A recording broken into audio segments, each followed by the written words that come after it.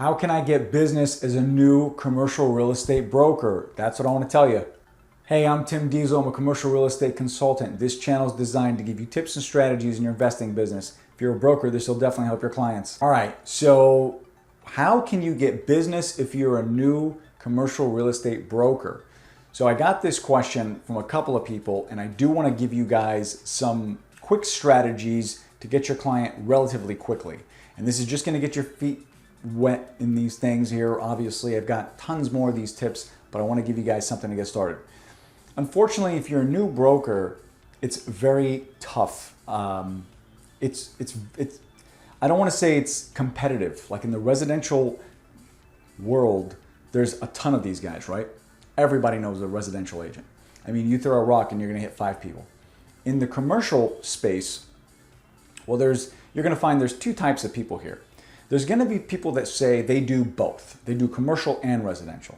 And then you're going to see people that do commercial and maybe they work on a team or a group, right? On a big firm, something like that. Very few of them are actually geared towards helping their investors from what I have seen. And unfortunately, they're just the way it is. And I don't know, I don't make the rules. These are just what I've noticed. And if you're new and you're starting out, and let's suppose you just got your license, you're getting out there and you want to try to get a deal. You want to get out there. You want to be known. You want to do some things, right? It's tough because you have to look at it from your client's point of view. Why am I going to take a chance on you? I have a vacancy to fill, or I'm selling a property. You're brand new. You have no connections, no knowledge. Maybe you have knowledge about the product, but you don't know what I'm looking for. So I'm thinking you may not help me.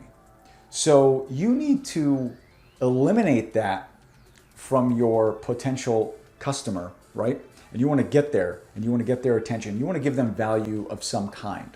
So this is what I suggest, and I've actually suggested this to a few people, few students of mine, a couple clients that dabble in both, and they're, again, not really my thing. This is what I have used. This is what I tell people to do. This works. Try it. Totally up to you.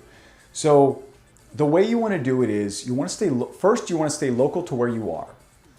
So if you live in Los Angeles, don't go looking for property 2 hours away from where you are, because it's not going to help you, right?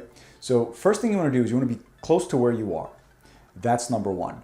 The proximity is very important. And I'll explain this to you in 1 second. And number 2 is you want to look at property that has somewhat visibility. So it's going to be a little easier for you to move. Okay? Now, there's 2 ways to play this. And I'll go back to the first part, why I want you to stay close. If you're too far from the property, it's going to constantly take you a long time to get there and go back, whatever the case is. Focus on small property at first. I'm talking about a 10,000 square footer, 8,000, something tiny. The reason is you do not want a property that has professional management on there. You do not want more than you can chew. It's going to be very tough for you to move. And you don't know very much about this stuff. You're just getting your feet wet. You want someone to take a chance on you, and they will. What you're going to do is you're going to offer your services for free. Oh yeah, I did say that. I know. A lot of commercial coaches, if they're watching this right now, they're going to be blasting me and they're going to think I'm insane. But this is what you're going to do. You're going to do it for free. You're going to pay your dues and you're going to learn at the same time. Okay? You're going to find a property, a tenant that you want to work with. Now you want to start off with a small vacancy. Do not go big. It's going to be too much. You're going to hurt yourself. Start with, let's say, a 10,000 square footer. Maybe it's 25% vacant, something like that. 40%. I wouldn't go too insane. I would just kind of find something that has a little bit of activity. People are moving in the area. It's not off the beaten path somewhere. Don't do an office building unless you actually know about office. Start maybe with retail. It might be very tough to do it with apartments unless you're doing maybe a 12 unit. Anything over that, maybe a 20, 25 unit. It's got to be something that's managed by the owner. Offer your services for free. And you're going to have to sign a listing agreement. They're going to have to sign, because you can't just market someone's property and you don't have an agreement, right? It's not going to work. So And again, you want to have no risk for them. So you're not going to charge them anything. You're going to pay for all the marketing. If they want to sign, you got to get a sign up. Sometimes they don't want one. It just depends. Whatever they want. Whatever it is. So when you get it up, you got to get your pictures up. You got to do the description. You're going to have to work, and you're going to have to do whatever you can. You're going to hustle really hard, and you're going to make that deal happen for them. That's what you want them to believe. And they have to believe that, because if you're very lazy and you're not going to do it, they can sense when you don't have the commitment, and you'll be fired in no time. So you're going to have your 3-month or 6-month agreement, whatever it is. Now this works both ways, right? Because you're marketing their property for free. They're not paying you. Now here's the flip side of that coin. Whenever you're selling someone's property, if another broker comes along and that broker, well, they want to be paid, right? They're not part of your deal. What do they have to do with that? They want to be commissioned for their buyer that comes along. So there's 2 ways you can do this. When you negotiate with that landlord, they have to pay the other broker's commission, right? That 2% or 3%, whatever it is in your area. And that's how you come over that one. Now, all the marketing, everything else you're paying for, it's coming out of your pocket. You've got to do it. And if you find someone, hey, fantastic. But what this is going to do is very important. What it's going to do is you're going to learn a lot. Within weeks, I believe within weeks, you can find your first client. And you're taking calls, your stuff is being marketed, you're having negotiations. Now it's got to be, make sure you market it right. I don't want you to take property that's, $35 a foot and it only goes for 10. I mean, be realistic here. So get engaged with your clientele, talk to them. Maybe someone doesn't want that property, they want something else. So you did 2 things. You helped the client exposure to his property, because maybe sometimes they don't have the resources, they don't have the wherewithal to really get it out there. You're doing all of that for them. And the flip side, you're going to keep all those buyers that come through. It's just like a residential open house almost, right? So when you get those buyers, well, those are your buyers now. And if they don't want that, they're going to want something else. But this is how you kind of jumpstart your business. So if you're new to the game, this is a huge incentive for someone to take a chance on you. There's no risk. Remember, if you eliminate all obstacles, all risk from the customer or for the customer, they're going to love you. They have no reason to say no. And in my book, I talk about how you can eliminate virtually all objections. And if you want to put the link down below on my latest book, you guys can pick it up. So definitely want to take advantage of whatever you can.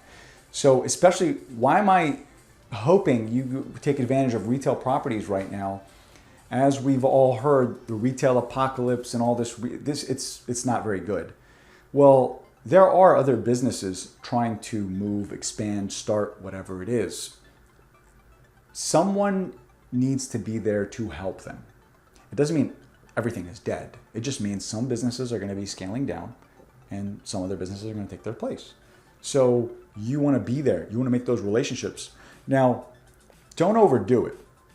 I would not recommend you take 5 or 10 or 15 of these things. I would say start with 1 or 2. Because remember, you want to have your focus, your attention, your time devoted to this one individual, and you want to help them. That's your goal here. If they get a tenant, that's raving reviews for you. You got to make sure they give you some kind of positive review, right? Because this is going to be very good for you. And make sure, if you guys keep up with my podcast, I talk about customer service and your database. Make sure they're in there, both, right? The person you took care of and the person who you brought in. Make sure you take care of these people and keep them with you. And that's how you're going to grab your first client. And then I'm going to give you one more bonus tip.